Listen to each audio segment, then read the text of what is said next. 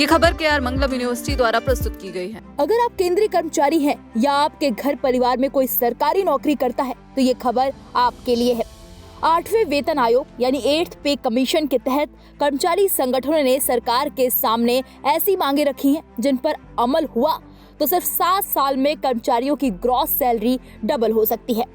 हालांकि ये अभी केवल प्रस्ताव और अनुमान है। अंतिम फैसला 8वें वेतन आयोग और केंद्र सरकार को लेना है। दरअसल केंद्रीय कर्मचारी संगठनों का कहना है कि मौजूदा 3% सालाना इंक्रीमेंट यानी central government employee salary demand कर्मचारियों की बेसिक सैलरी बढ़ाने के लिए पर्याप्त नहीं है। इसलिए 8वें वेतन आयोग में 5% से 7% तक सालाना इंक्रीमेंट, महंगाई भत्ता यानी DA को तय स्तर पर बेसिक पे में मर्ज करने और सभी भत्तों में बड़ी बढ़ोतरी की मांग की गई है।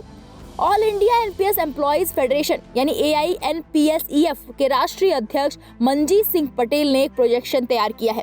इसमें माना गया है कि 8वें वेतन आयोग में फिटमेंट फैक्टर 2.1 हो सकता है। उनके मुताबिक लेवल 1 कर्मचारी के बेसिक सैलरी 18,000 रुपए से बढ़कर 37,800 रुपए होगी। हर साल 7% कंपाउंड इंक्रीमेंट मिलेगा।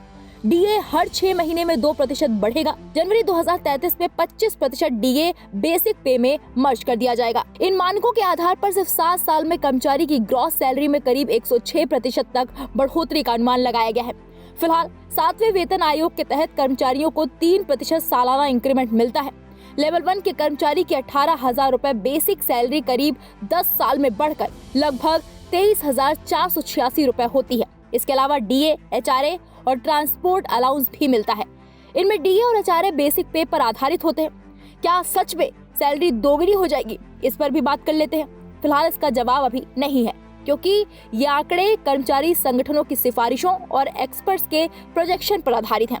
8वें वेतन आयोग ने अभी इन प्रस्तावों पर अंतिम फैसला नहीं दिया है। यानी 7 साल में सैलरी दोगुनी होने का दावा एक संभावित गणित है, न कि सरकार की आधिकारिक घोषणा। अगर आयोग इन सिफारिशों को स्वीकार करता है तो कम वेतन पाने वाले कर्मचारियों को सबसे ज्यादा फायदा मिल सकता है।